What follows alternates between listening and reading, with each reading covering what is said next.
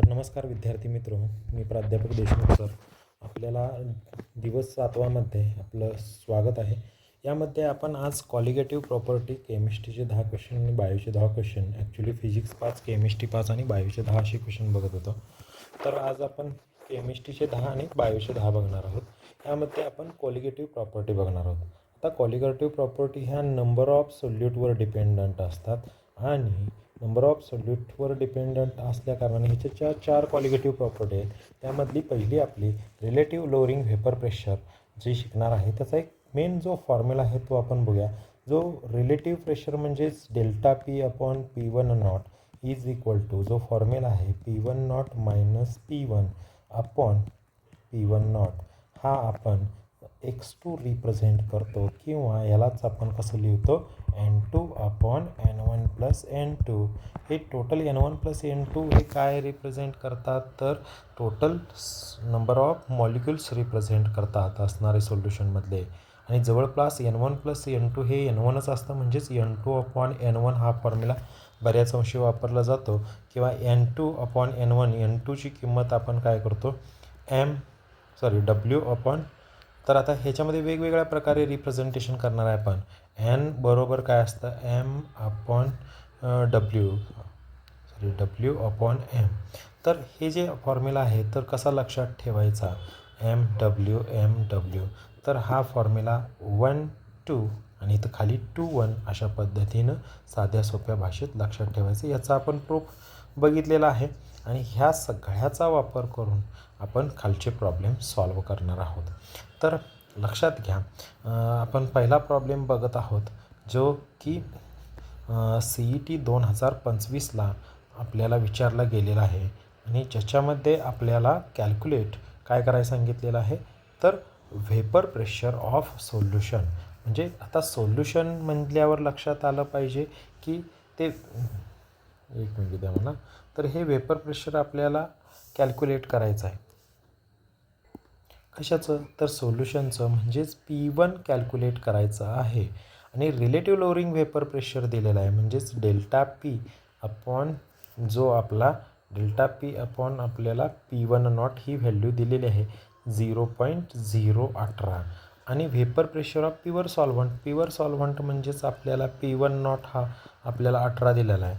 मग आता आपला फॉर्म्युला वापरणं गरजेचं आहे.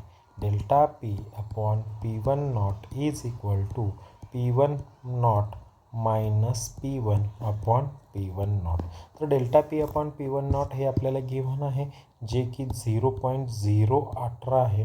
P1 नॉट आपल्याला दिलेला आहे जो की 18 आहे आणि P1 कॅल्क्युलेट करायचा आहे आणि P1 नॉट परत एकदा व्हॅल्यू आपण पुट केली तर 0.018 गुणिले 18 म्हणजे जवळपास 18चा वर्ग 324 झाला. आणि हा 324 म्हणजेच हा आपण 0.018 इंटू 18 18 वजा P1. तर हे 324 झालं आणि 3 घरं आपण अलीकडे आलो म्हणजे 0.324 is equal to 18 minus P1 naught. आता P1 आपण लेफ्टला घेतला, मायनसचा प्लस झाला म्हणजे 18मधून 0.324 गेलं म्हणजेच 17 जवळपास 68 हे उत्तर आपल्याला अभिप्रेत आहे. ऑप्शन नंबर ए याचं ॲन्सर आलं. तर हे ओळखायचं कसं याच्याशी आपण बऱ्याचशा ट्रिक बघूया. खाली आपण याचे नंबर ऑफ क्वेश्चन घेणार आहोत. तर ह्याचा तुम्ही स्क्रीनशॉट घ्या आणि व्हॅल्यू फाइंड आउट करा. पुढं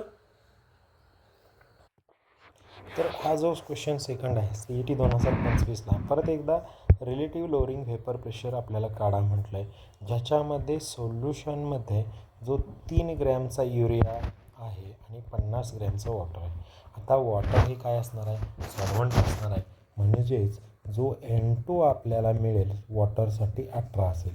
तर वॉटर H2O ज्यामध्ये आपल्याला लक्षात येतं वॉटरचे 2 आणि ऑक्सिजनचे 16 असे नंबर ऑफ मॉलिक्युल्स N2चे किती आले 18 आले. मग आपल्याला जे 3 ग्रॅम जे दिलं आहे जे मास हे आपल्याला व्हॅल्यू कशाची असणार आहे लहान आहे म्हटल्यावर 2 नंबरला घ्यायचं, म्हणजेच W2 हे आपल्याला 3 ग्रॅम दिले आणि W1 म्हणजेच जे सॉल्व्हंट आहे ते आपल्याला 50 ग्रॅम दिले. आणि मोलार मास ऑफ युरिया जो आपल्याला दिला आहे तो 60 ग्रॅम पर मोल दे, म्हणजे हे जे मोलार मास आहे ते आपल्याला M2 दिलेलं आहे आणि आपल्याला फाइंड आउट करायचं आहे. तर जे relative lowering vapour pressure find out करायचं. रिलेटिव्ह लोअरिंग वेपर प्रेशरचा फॉर्म्युला आहे delta P upon P1 not is equal to. आता हे जर बघायचं झालं तर फॉर्म्युला आपल्याला N2 upon N1 plus N2 असतो, पण जवळपास N1.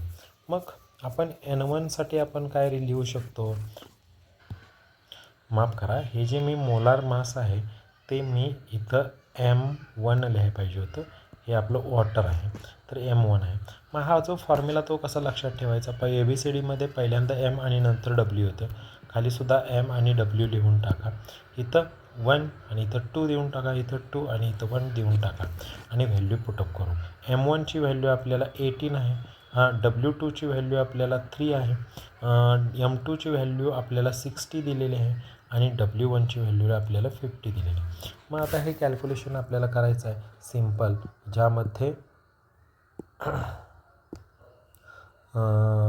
3 1 3 3 2 6 म्हणजे 20 उरलो आणि हे आपल्याला 18 1 18 आणि 50 5 2 10 आणि ह्या 2 शून्य म्हणजे आपल्याला उत्तर हे 18च्या पटीत आपला ऑप्शन नंबर काय आला, हे आला.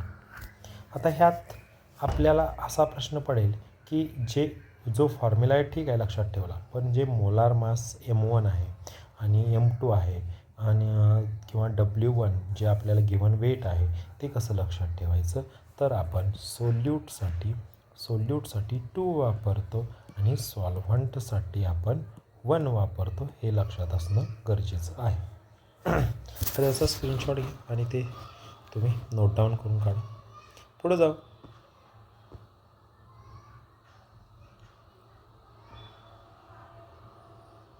हा जो आहे क्वेश्चन नंबर 3, ज्याच्यामध्ये calculate relative lowering vapour pressure of solution, म्हणजेच रिलेटिव्ह लोअरिंग वेपर प्रेशर म्हणजे delta P upon P1 not हे आपल्याला फाइंड आउट करायचं आहे, ज्याच्यामध्ये हे नॉन होलाटाईल सोल्यूट दिला आहे, म्हणजेच तुमचा W2 दिला आहे आणि W1 किती दिला आहे, तर सॉल्व्हंट आपला 100 ग्रॅम आणि वॉटर दिला असल्या कारणानं आपल्याला माहीत असणं गरजेचं आहे, जो तुमचा M1 आहे तो आपल्याला 18 आहे आणि मोलार मास ऑफ सोल्यूट म्हणजेच जे आपण मोलार मास M2 जे रिप्रेझेंट करतो ते आपल्याला 60 ग्रॅम पर मोल आलेलं आहे. आता हे फॉर्म्युल्यामध्ये व्हॅल्यू आपण पुट करून कॅल्क्युलेट करू शकतो, जो की आपला फॉर्म्युला आहे M1W2 अपॉन M2W1. तर M1 आपल्याला दिलेला आहे 18, W2 दिलेला आहे 0.56, M2 आपल्याला दिलेला आहे 60 आणि W1 दिलेला आहे आपल्याला 100. म्हणजेच जर आपण हे जर कॅल्क्युलेट केलं, 6 10 60 आणि 6 त्रिक 18, वर आपण 3 संग 18, चला 1 5 त्रिक 15 आणि 1 16 आणि 2 घरं अलीकडे सारली आणि खाली झालं 1000, म्हणजे जवळपास हे 16च्या पटीत येणारा आन्सर आहे. म्हणजे 0.3 घरं अलीकडे आली, 1 2 आणि हे 168, म्हणजे जवळपास 0.0016. 8 कॅन्सल करायचं आहे म्हणजे 7, जो ऑप्शन नंबर आपल्याला हा D हा करेक्ट आन्सर म्हणून गेला. पुढं याचा स्क्रीनशॉट घ्या. पुढं आपल्याला calculate relative lowering vapour pressure. आता delta P upon P1 not हे आपल्याला कॅल्क्युलेट करायचं आहे. If the vapour pressure of pure solvent, म्हणजे P1 नॉट, प्युअर या शब्दाचा हा अर्थ आहे नॉट, आणि सॉल्युशन जे आहे जे P1 ते आपल्याला 30 दिलेलं आहे. सरळ सोपा फॉर्म्युला आहे delta P upon P1 not is equal to P1 not minus P1 upon P1 naught. मग P1 नॉट आपलं 32 वजा 30 भागिले किती आलं 32, म्हणजे जवळपास हे 2/32 आणि म्हणजे 1/16. आता 16×96 म्हणजे 6च्या पटीत उत्तर असणार आहे. ऑप्शन नंबर ए हे याचं ॲन्सर आलं. आता विद्यार्थ्यांना हा प्रश्न पडला असेल की मी हे करेक्ट ॲन्सर कसं सांगितलं, तर तुम्ही लक्षात ठेवा 1/16 म्हणजे 16ने 1ला भाग जात नाही, झालं 10. ओके, म्हणजे पॉईंट घेतला आपण मग 10ला पण भाग जात नाही म्हटल्यावर 0 घेतला, 100 झालं. 1696 म्हणजे अशा पद्धतीने 06च्या पुढचं कॅल्क्युलेट करायची गरज लागणार नाही आपल्याला.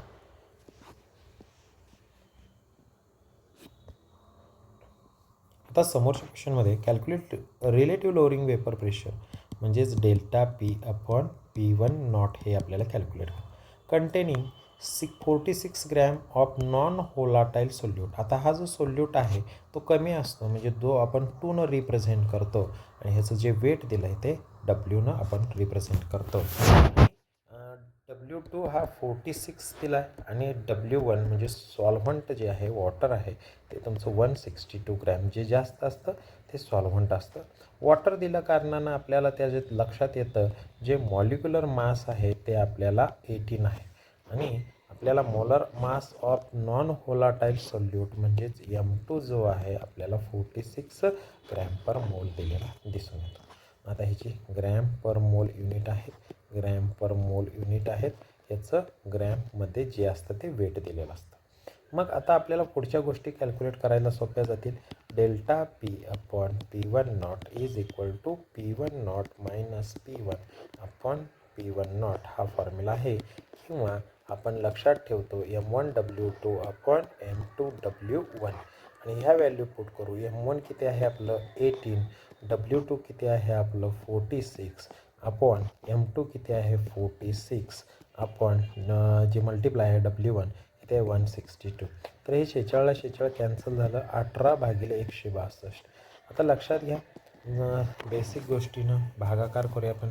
92 18 आणि 82 16 1 9 म्हणजेच आपल्याला लक्षात येतं 99 81 म्हणजे 1/9 आलं. म्हणजेच जवळपास 0.1 परत एक राहतं 1. अशा पद्धतीनं ऑप्शन नंबर C मिळून जाईल. ओके. तर बेसिक आपल्याला फॉर्म्युला वापरून ह्या सगळ्या गोष्टी कॅल्क्युलेट करता येतात. तर विद्यार्थ्यांनो असे तुम्ही 4-5 प्रश्न जर स्वतः सोडवले तर रिलेटिव्ह लोअरिंग वेपर प्रेशरवरचे सगळे एक्झाम्पल जमून जातील. पुढं नेक्स्ट क्वेश्चन घेण्या अगोदर याचा स्क्रीनशॉट घ्या आणि याचे सोल्युशन तुम्ही नोट डाऊन करून काढा. नेक्स्ट जो क्वेश्चन आहे तो 2024ला विचारला गेलेला आहे. त्याच्यामध्ये what is the vapour pressure of solution म्हणजेच P1 आपल्याला कॅल्क्युलेट करायचं आहे. त्याच्यामध्ये 0.1 मोलार नॉन होलाटाईल सोल्यूट दिलेला आहे. म्हणजेच सोल्यूट म्हणजे आपल्याला W2 हा 0.1 मोलार दिलेला आहे. आता dissolved in 16.2 gram of water म्हणजेच वेट तुम्हाला W1 वॉटरचं 16.2 ग्रॅममध्ये दिले आहे.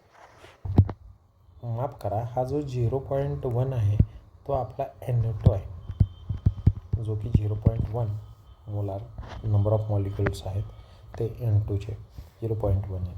आणि नंतर आपल्याला वॉटर आहे म्हटल्यावर वॉटरचा जो आपल्याला जो सॉल्वंट आहे सॉल्वंट आहे ते आपण M1 रिप्रेझेंट करतो. हे किती दिलेलं असतं तर आपल्याला माहीत आहे 18 असतं आणि त्यांनी P1 नॉटची व्हॅल्यू दिलेली आहे आणि मोलार माससुद्धा जे 18 ग्रॅम पर मोल आहे ते सुद्धा दिलेलं आहे. ओके. तर आपल्याला vapour pressure of a solution काढायचं आहे म्हणजेच P1 कॅल्क्युलेट करा. बघा थोडासा भाग याच्यामध्ये जरा एक्सटेंड होणार आहे. तर आपल्याला माहीत आहे फॉर्म्युला काय होता delta P upon P1 not. हां आपण काय करत होतो N2 अपॉन N1. आता N2 दिलं आहे पण N1 दिलं नाही. मग N1चा जो फॉर्म्युला आहे तो आपण कशा प्रकारे लिहितो तर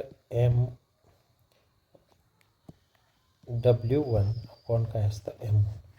पण N2 दिलेलं आहे तर डेल्टा पी पण दिलेलं नाही. मग डेल्टा पीसाठी आपण कसं लिहितो तर P1 नॉट मायनस P1.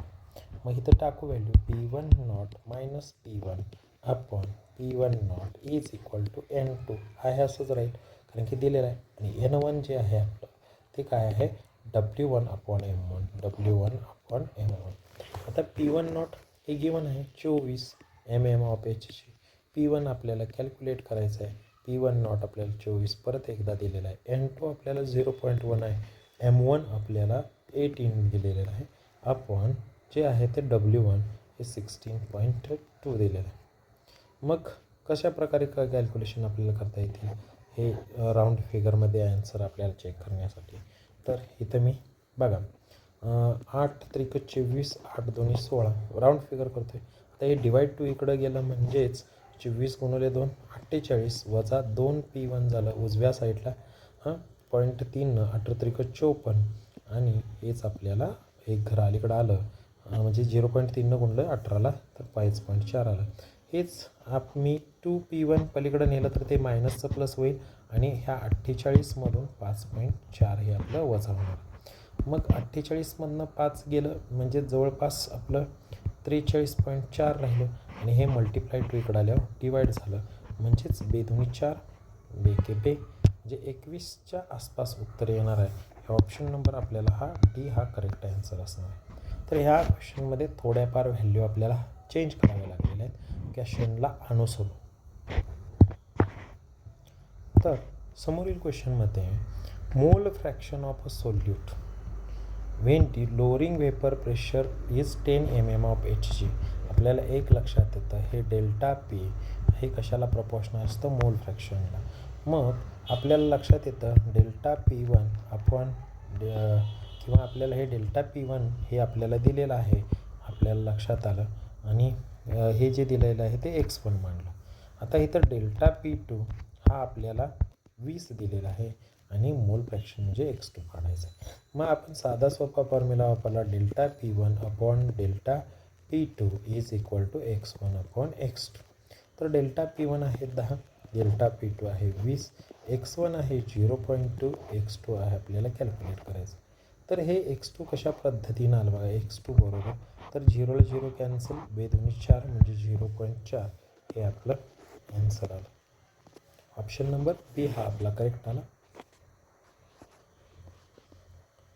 त्यानंतर आपल्याला इथं क्वेश्चन नंबर जवळपास आपला 9 आलेला आहे म्हणजेच ह्यामध्ये आपल्याला मोल फ्रॅक्शन ऑफ सोल्यूट काढायचं पण आपल्याला दिलेले व्हॅल्यू चेक करू. वेपर प्रेशर ऑफ प्युअर शब्दाचा अर्थ हा नॉट असतो म्हणजे P1 नॉट मी मांडलं 550 mm ऑफ H आहे. By adding non volatile solute decreases म्हणजेच जे P1 आहे ते आपलं किती झालं 510 सोल्युशनचं झालं. कॅल्क्युलेट मोल फ्रॅक्शन ऑफ सोल्यूट. मग आता मोल फ्रॅक्शनचा फॉर्म्युलाच आहे x2 is equal to P1 not minus P1 upon काय आहे P1 नॉट. व्हॅल्यू पुट करू 550 वजा 510 भागिले 550. मग आपल्याला लक्षात येतं 550 वजा 510 हे आपलं 40 आलेलं आहे आणि खाली 55वर 0 म्हणजेच 0 0 कॅन्सल झालं. 4 जर भाग लावला 1/4 एके 4 उरलं 1 4 3 12 किंवा 4 चौक 16 जवळपास 3 येतं पण मी राऊंड फिगर 14 म्हटलं 84.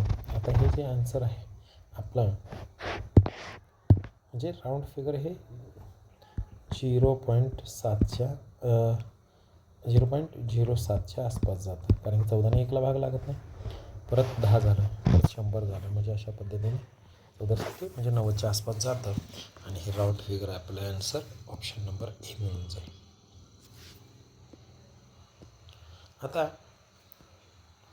Which of the following is not colligative property. Colligative property कोणती नाही हे आपल्याला बघायचं आहे. तर ह्यातमध्ये हे जे लोअरिंग वेपर प्रेशर आहे किंवा फ्रीजिंग पॉईंट आहे ऑस्मॉटिक प्रेशर आहे हे बॉइलिंग पॉईंट ही प्रॉपर्टी नाही आणि हेच आपल्याला ॲन्सर विचारलेलं आहे. लक्षात घ्या हा सगळ्यात सोपा प्रश्न होता.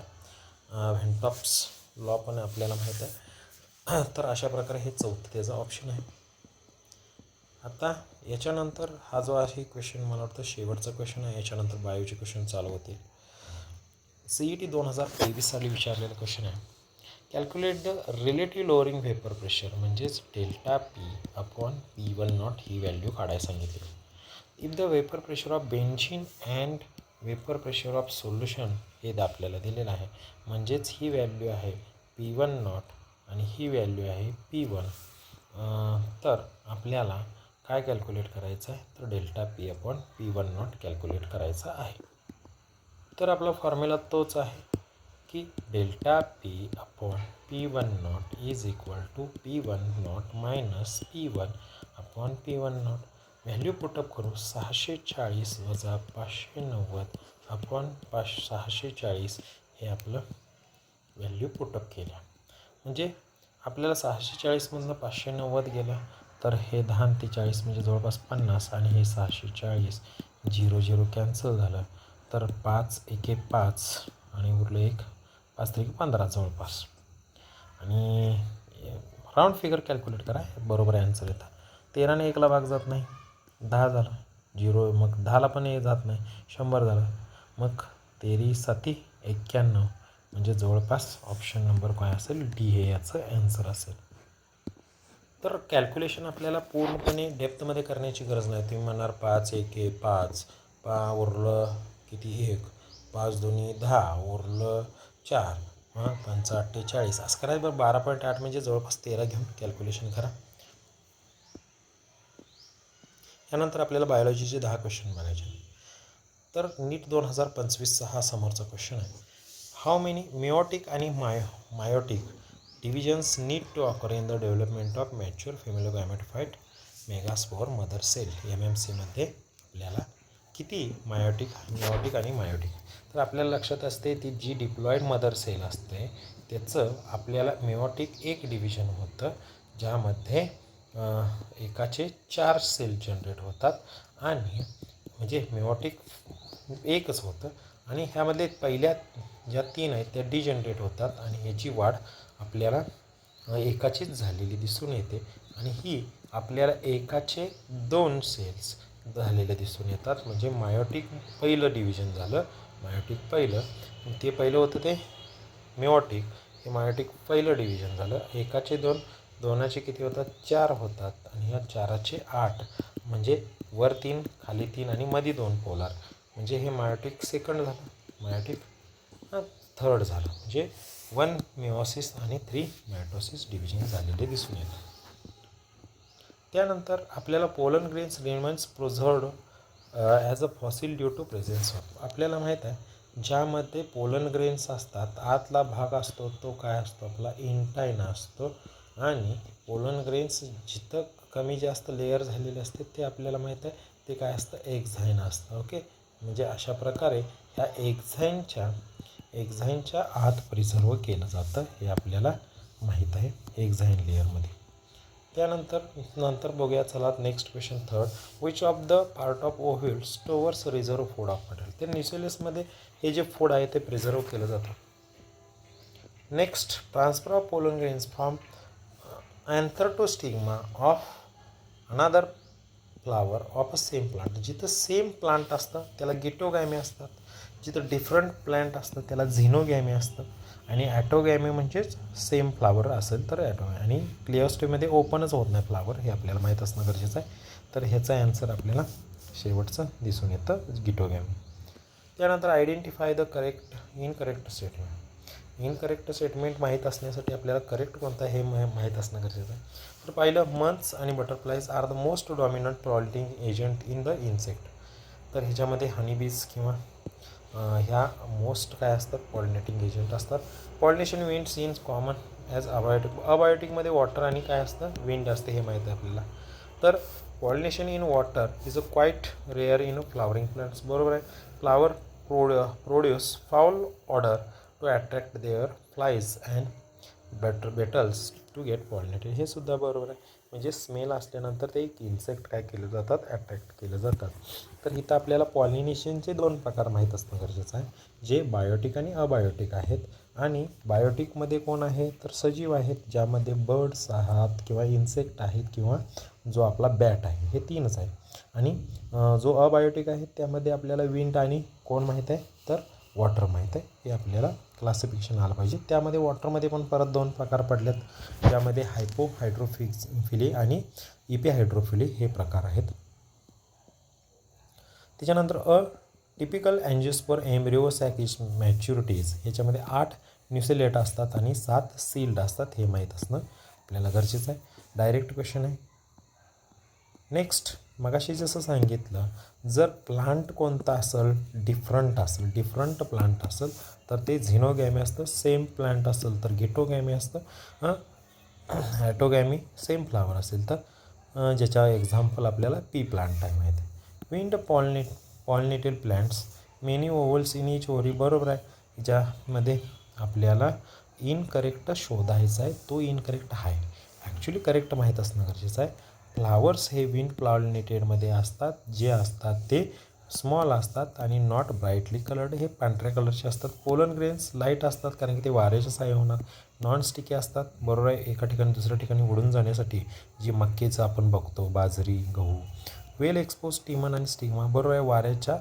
वाऱ्याला विंडला एक्सपोज झालेले असतात ते. त्यानंतर in some plant thalamus contribute their fruit formation, such fruit is called as false fruit, हे आपलं ॲन्सर आहे. नेक्स्ट, इन वॉटर हिंच and water lily pollination takes place by, ज्यामध्ये वॉटरच्या सहाय्यामध्ये काय म्हणले, वॉटर हिंचमध्ये इन्सेक्ट असतात आणि जे लिली असते वॉटर लिली विंड आहे. अशा पद्धतीनं आपण हा डे 7 कंप्लीट केला. बराच गॅप राहिला होता, इथून पुढे राहणार नाही, आपण काळजी घेऊ.